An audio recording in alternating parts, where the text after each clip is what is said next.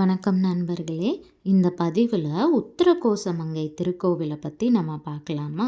உத்திரகோசமங்கை திருக்கோவில் சுமார் 3000 வருஷம் பழமையான மற்றும் புகழ்பெற்ற ஒரு சிவன் கோவில். இந்த கோவில் ராமநாதபுரம் மாவட்டத்தில் உத்திரகோசமங்கைன்ற கிராமத்தில் தான் இருக்குது. இந்த கோவில் பாண்டிய மன்னர்களால் கட்டப்பட்டது. இதுதான் உலகத்திலேயே முதல் சிவாலயம்னு நம்பப்படுது. இந்த கோவிலோடைய இன்னொரு பெயர் ஆதி சிதம்பரம். இந்த கோவில் பஞ்சலிங்க ஸ்தலங்களில் ஒன்றுன்னு சொல்கிறாங்க. இந்த கோவில் சுமார் 20 ஏக்கர் பரப்பளவில் அமைஞ்சிருக்கு.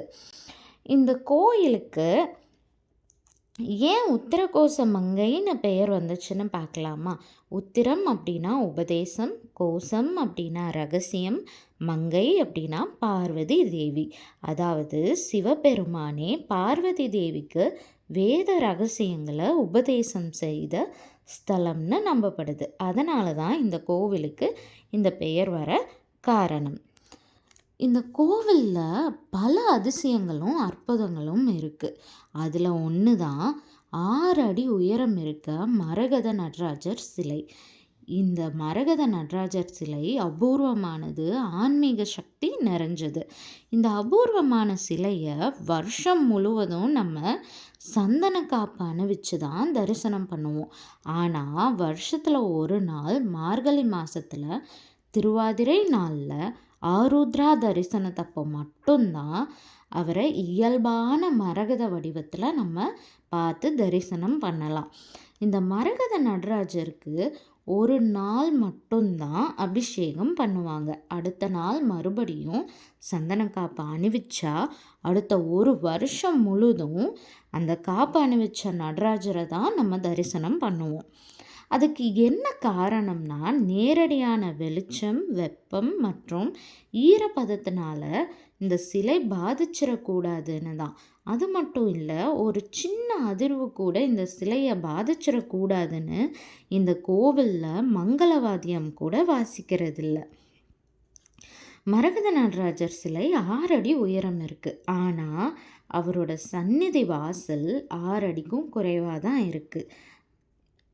மரகத நடராஜர் சிலையை வெளியே எடுத்துகிட்டு வர முடியாது. அதன் காரணமாக 6 அங்குலம் இருக்க ஒரு ஸ்படிக லிங்கத்துக்கு தான் அபிஷேகம் செய்யப்பட்டு விசேஷ நாட்களில் ஊர்வலத்துக்கு கொண்டு வரப்படுது. அடுத்து இந்த கோவிலில் 3000 வருஷம் பழமையான இலந்தை மரம் ஸ்தல விருட்சமாக இருக்குது.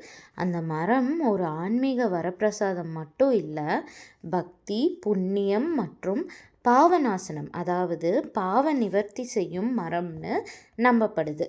இந்த மரத்தை 3 முறை சுற்றி வணங்கி அவங்களோட வேண்டுதலை சொல்கிறத வழக்கமாக வச்சுருக்காங்க. அடுத்தது, இந்த கோவிலில் நவகிரக சந்நிதி இல்லை. ஆனால் சனீஸ்வர பகவானுக்கு மட்டும் ஒரு உருவம் இருக்குது. நவகிரகங்களில் வழிபாடு பண்ணுறத வழக்கமாக கொண்டு வந்தது 11ஆம் நூற்றாண்டில் தான். ஆனால் இந்த கோவில் 3000 வருஷத்துக்கு முன்னாடியே கட்டப்பட்டது. அதனால் இந்த கோவிலில் நவகிரக சன்னதி இல்லைன்னு ஒரு சிலர் சொல்கிறாங்க. இந்த கோவிலில் சிவபெருமானை நம்ம சுயம்பு வழிபாடு செய்கிறோம். நவகிரகங்கள் சிவபெருமானோட கட்டுப்பாட்டில் இருக்குது அப்படின்னு நம்புறதுனால இந்த கோயிலில் இருக்க சிவபெருமானை நம்ம வழிபட்டாலே கிரகதோஷங்கள் நீங்குது அப்படின்னு நம்புகிறாங்க. அதனால தான் இந்த கோவிலில் நவகிரக வழிபாடு இல்லை அப்படின்னு ஒரு சிலர் சொல்கிறாங்க. இப்போது இந்த கோவிலோட பழமைகளை ஒரு சில சான்றுகளாக நம்ம பார்க்கலாமா? மண்முந்தியோ மங்கை முந்தியோ அப்படின்ற ஆன்மீக மகத்துவம் கொண்ட சொற்றொடர் இந்த ஸ்தலத்தோட தெய்வீக வரலாற்றையும் அதிசயத்தையும் எடுத்து சொல்லுது. அது மட்டும் இல்லாமல் உத்திரகோசமங்கை கோயிலின் பழமைக்கும் ஒரு சான்றாக இருக்குது.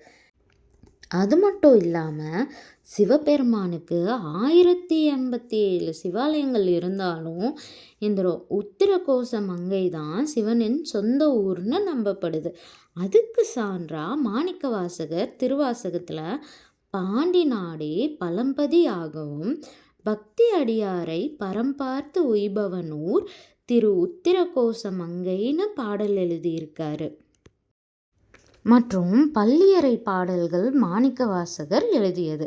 அதில் திரு உத்திரகோச மங்கைன்ற வார்த்தை 9 பாடல்கள்லையும் இடம்பெற்றிருக்கு.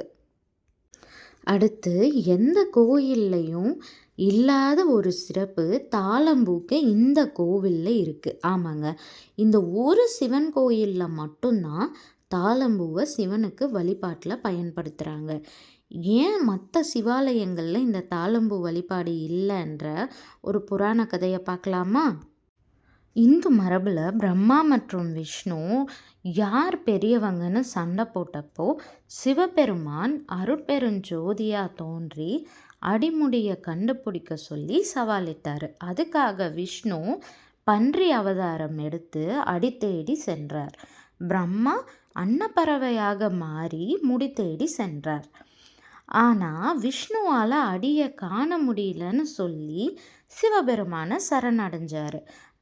ஆனால் பிரம்மாவோ தாளம்பூவோட உதவியோட முடியை கண்டுபிடிச்சதா போய் சொன்னார்.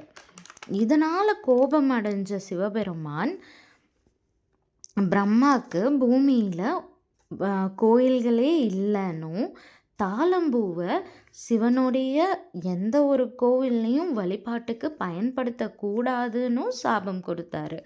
ஆனால் பிரம்மதேவர் இந்த கோவிலில் சிவபெருமானை வழிபட்டு சாப விமோச்சனம் அடைஞ்சதாக மாணிக்கவாசகர் திருவாசகத்தில் பாடியிருக்காரு.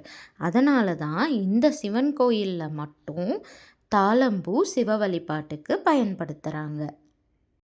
ராவணனோட மனைவி மண்டோதரியோட பெயர் இந்த கோவில் கல்வெட்டுகளில் பொறிக்கப்பட்டிருக்கு. அதுவே இந்த கோவிலோட பழமையை சுட்டி காட்டுற இன்னொரு சான்றாக அமைஞ்சிருக்கு. இங்கே சகசிரலிங்கம் உருவானதுக்கு ஒரு புராண கதையை சொல்கிறாங்க. என்னன்னா, மண்டோதரி சிவபெருமானோடைய பரம பக்தை. அவங்க ஒரு சிவபக்தரை தான் திருமணம் செய்யணும்னு விரும்பினாங்க. இப்போது மண்டோதரி அவங்களுடைய பக்தியை பரிசோதிக்க சிவபெருமான் ஒரு சின்ன குழந்தையாக உருமாறி மண்டோதரி முன்னாடி தோன்றினாங்க. அப்போது ராவணன் அந்த குழந்தையை தூக்க முயற்சி செஞ்சார். அப்போ அந்த குழந்தை அக்னி உருவமாக மாறி இந்த பூமியவே வெப்பமாக்குச்சு. அந்த வெப்பத்தில் வேத நூல்கள் அழிஞ்சிடக்கூடாதுன்னு 999 சிவமுனிகள் அந்த கோவிலில் இருக்க அக்னி தீர்த்தத்தில் விழுந்து முக்தி அடைஞ்சதாகவும் மாணிக்கவாசகர் அந்த வேத நூல்களை காத்து சிவபெருமானிடம் கொடுத்ததாகவும் சொல்லப்படுது. இந்த நம்பிக்கையின் அடிப்படையில் தான் சிவன் சகசிரலிங்கம், அதாவது ஒரு சிவலிங்கத்தில் 999 சிவலிங்கங்கள் பொறிக்கப்பட்டிருக்கு அப்படின்னு சொல்கிறாங்க. அது மட்டும் இல்லாமல் மாணிக்கவாசகருக்கு இந்த கோவிலில் ஒரு தனி சந்நிதியும் அமைக்கப்பட்டிருக்கு. இந்த நிகழ்வுக்கு பார்மேல் சிவபுரம் போல் கொண்டாடும் திரு உத்திரகோச மங்கை என மாணிக்கவாசகர் பாடிய திருவாசகமே சான்றாகும். இந்த கோவிலில் தான் சிவபெருமான் ராவணனுக்கும் மண்டோதரிக்கும் திருமணம் செய்து வச்சதான் நம்புகிறாங்க. அதனால தான் இந்த கோவிலில் இருக்க சிவபெருமானுக்கு மங்களநாதர்னு பெயர் வந்ததாக சொல்கிறாங்க. இங்கே இருக்க மங்களநாயகி அம்மனை வழிபாடு செஞ்சால் திருமண தடை நீங்கும்னு நம்புகிறாங்க. காலையில் இந்த கோவிலில் வழிபாடு செஞ்சால் முற்பிறவியில் ஏற்பட்ட பாவங்கள் நீங்கும். உச்சிக்கால பூஜையில் வழிபாடு செஞ்சால் இந்த பிறவியில் செஞ்ச பாவங்கள் நீங்கும். மாலையில் தரிசனம் செஞ்சால் தொழில் முன்னேற்றம், நல்வாழ்க்கை மற்றும் பொதுவான எல்லா நன்மைகளும் கிடைக்குங்கிறது நம்பிக்கை. அதனால தான் பெரும்பாலும் மக்கள் இந்த கோவிலில் 3 பொழுதும் தரிசனம் செய்கிறத வழக்கமாக வச்சுருக்காங்க. இவ்வளவு பழமையான கோயில், இவ்வளவு சிறப்புகள் இருக்க இந்த கோயிலை நீங்களும் உங்கள் வாழ்நாளில் ஒரு முறையாச்சும் போய் தரிசனம் பண்ணிட்டு வாங்க. அந்த சிவபெருமானின் ஆசியும் பார்வதி தேவியின் அருளும் அனைவருக்கும் கிடைக்க வேண்டும் என்று மனமாற வாழ்த்துகிறேன். நன்றி, வணக்கம்.